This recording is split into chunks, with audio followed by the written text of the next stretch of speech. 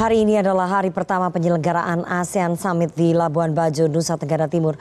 Dan untuk mengetahui informasi terkini terkait agenda KTT ke-42 ASEAN hari ini, sudah ada produser lapangan CNN Indonesia, Vina Nabila. Selamat sore.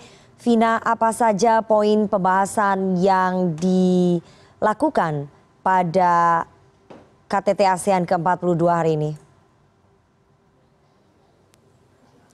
Selamat sore Rifana, hari ini diawali dengan pertemuan tingkat Menteri Luar Negeri negara-negara ASEAN atau ASEAN Ministerial Meeting yang diselenggarakan di Ayana dan diawali oleh family foto Menteri Luar Negeri ASEAN. Untuk kehadiran Menteri Luar Negeri ASEAN yang menghadiri ASEAN Ministerial Meeting pada pagi hari ini yaitu 6 negara ASEAN, adapun 2 negara ASEAN yaitu Brunei Darussalam dan Singapura diwakili oleh pejabat tinggi.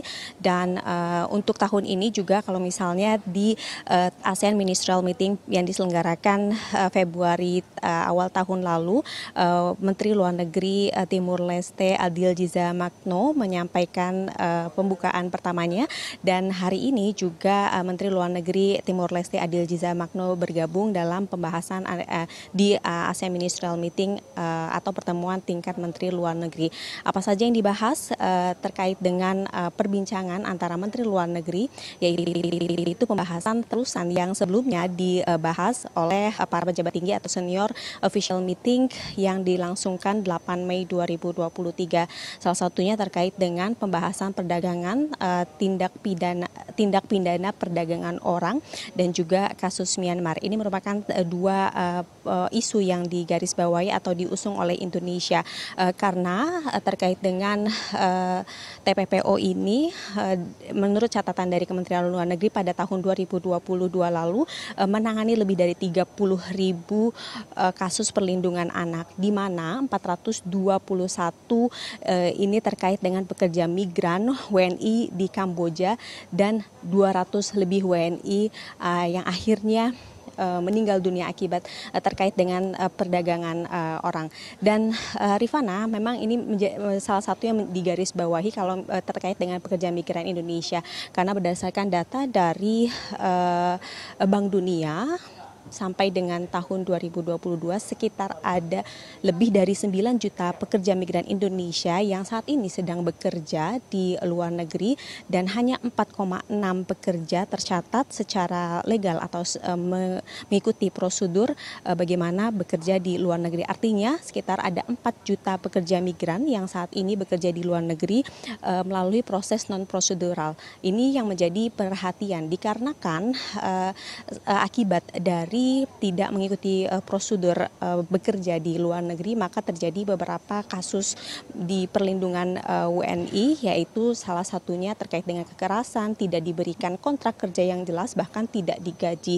Dan 3 negara ASEAN yang membahas terkait dengan pekerja migran Indonesia yaitu Malaysia, Singapura, dan Kamboja. Ini merupakan momen yang tepat untuk membahas dan memberantas terkait dengan proses pekerja migran Indonesia yang dilangsungkan secara ilegal. Makanya oleh karena itu kemarin sore Presiden Joko Widodo mengawali press conference-nya dengan mengatakan Indonesia mengusung isu ini agar dibahas secara tuntas. Artinya nanti diharapkan pada saat KTT ke-42 yang diselenggarakan esok, artinya esok adalah pertemuan para Perdana Menteri ASEAN, itu akan menghasilkan concrete deliverable atau hasil yang nyata terkait dengan pekerja migran Indonesia, karena tidak hanya merugikan negara-negara ASEAN tetapi juga negara Indonesia atau warga negara Indonesia yang benang kusut terkait dengan pekerja migran ini sampai sekarang belum bisa dituntaskan.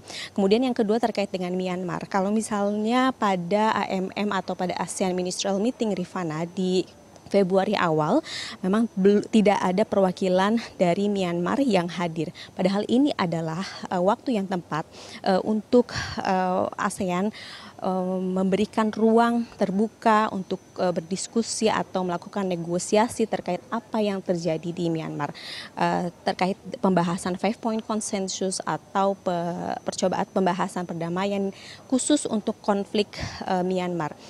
Salah satu pembahasan di 5-point consensus adalah yaitu membuka ruang diskusi secara terbuka, memberi bantuan kemanusiaan, dan mengirim special envoy atau juru damai yang diharapkan mampu bernegosiasi atau setidaknya untuk menciptakan diskusi yang terbuka agar tidak terjadi konflik di Myanmar. Namun pada akhirnya memang apa yang terjadi di Myanmar akan dikembalikan kepada keputusan internal yang ada di Myanmar. Ini merupakan dua isu yang saat ini dibahas, yang diusung juga oleh Indonesia. Dan untuk hari ini rangkaian KTT ASEAN ke-42 akan dilanjutkan, yaitu jamuan makan malam para Perdana Menteri negara-negara ASEAN, dan esok akan dimulai KTT ke-42 yang akan digelar 10 dan 11 Mei 2022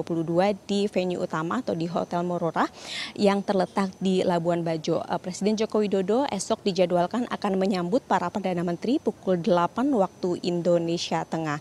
Adapun memang konfirmasi kehadiran Perdana Menteri negara ASEAN konfirmasi hadir secara keseluruhan, atau 8 negara ASEAN akan hadir untuk menghadiri KTT ASEAN ke-42, kecuali dari negara Thailand yang diwakilkan oleh wakil Perdana Menteri, karena pada 14 Mei negara Thailand akan melangsungkan pemilihan umum. Dan